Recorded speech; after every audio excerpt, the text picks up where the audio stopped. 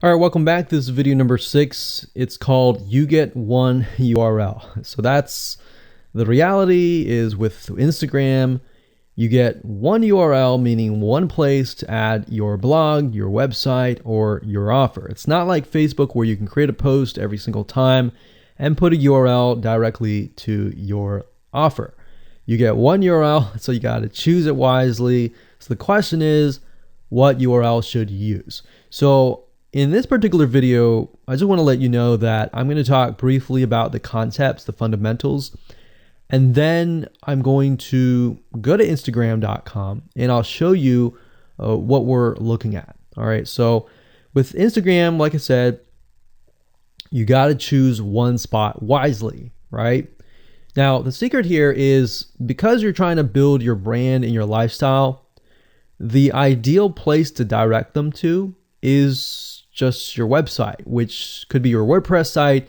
And then on your WordPress site, you have your blog, your website, and your offers all on that particular site. So the secret here is because you're building a brand, because you're building a lifestyle, what you want to do is you want to still brand yourself. You don't usually want to just direct people to a sales page.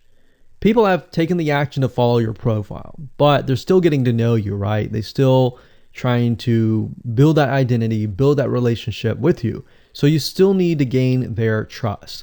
So here's a basic blueprint that you can follow, but from the Instagram profile, I recommend that you direct them to either a blog, your website, or an opt-in with free tips.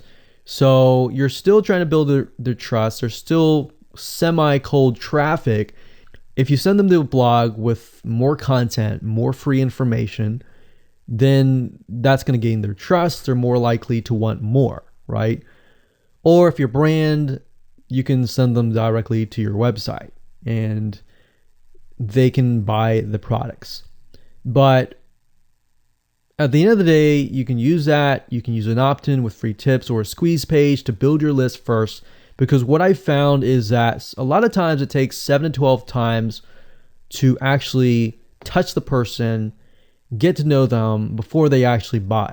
So what I mean by touching or touch points means emails. So it could be 7 to 12 different emails after they sign up for a freebie. And you can email them using an autoresponder like getresponse.com or aweber.com. And just build that relationship through your email autoresponder system. And then once you've built that relationship on a more personal, deeper level, then you can begin to sell things. So we don't advise you to put a URL there where you're selling a product straight. You know, it's actually better if that link is going to your blog or a content piece with tips, maybe tips on scuba diving, the top 10 things you shouldn't do as a newbie scuba diver, or the top 10 gears that I use. So if you think about that, you're telling them the gears that you use, and maybe you link them to affiliate links like Amazon affiliate links. So you're indirectly making money by providing free content. So that's another method of indirect selling. Now, make sure that when you do this, make sure you follow FTC guidelines and make sure to be transparent with people that you are making money anytime they buy through your affiliate link.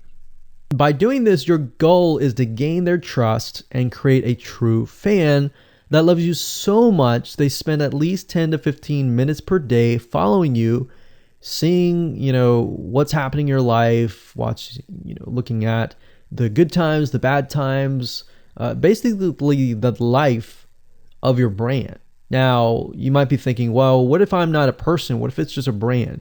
Well, same thing. You can show the lifestyle of the brand, what the brand is doing, what the brand is going to do, like upcoming sneak peek previews of what the brand is doing. Because Instagram, if you notice, is a lot about curiosity, a lot about sneak peek previews. So that's the end goal. So what I want to do now is just hop on over to Instagram.com And let's talk about what we just talked about. All right, so Instagram is a mobile app, so I can't show you a ton, but I can show you at least a few things. But if you go to Instagram.com/Instagram, you'll be able to find the search bar. If you go straight to Instagram.com, then you'll be met with a screen that says you'll need to download the app. But as you can see here, you get one URL, and the one URL is going to be located basically at the top inside your description. So if you notice, if I take a look at some of these images, let's say this one here, you'll see that it has a lot of text. You got hashtags, so you could use hashtags as a means to direct people to a certain place, but you can't really enter a URL in here. So that's why that one URL has to be used wisely. Now you can see, like I said, with Instagram, their profile, you can see that they're directing you to their blog. They're still trying to gain your trust, right? So they've not directed you to a certain product, but of course that's Instagram. So they could direct you to Instagram.com, but for whatever reason, they chose to direct you to a blog. But let's go up the top here and let's type in scuba diving. And let's just choose this one here.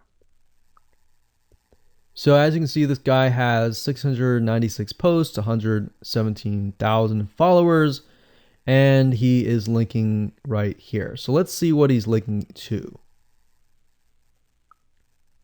So scubadiving.com/. So obviously this person doesn't own scubadiving.com. It's a photographer spotlight. So it looks like they're linking here to show you that, hey, I am really a scuba diver. But what she could be doing is, if they wanted to monetize, he or Beth Watson here, she could be directing people to a blog that showcases scuba diving and all that. Now, she's more into photography, so she's probably going to track people who are in photography. So it's not really going to be scuba diving equipment, but rather people are probably going to want to know, hey, what camera are you using? What equipment are you using? What scuba diving equipment are you using? And all that for the purposes of photography. So you see how in this example, it may not be necessarily she's selling scuba diving equipment, but rather than she's attracting a specific type of mindset. So you have to get an idea, like, who are you attracting? So in this case, scuba divers who love photography. This person obviously does not have a URL, so he's losing out on, making income, and that's probably not the reason why he's on here. But as you can see here, camping tent, 44,000 followers. He could be redirecting people to a blog, or you could also do a Shopify store.